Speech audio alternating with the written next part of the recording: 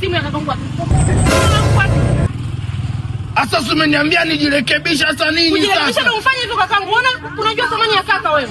Nimeanza kuvaa makofia suruali na iweka sasa nini? Nani kama umpige kakangu?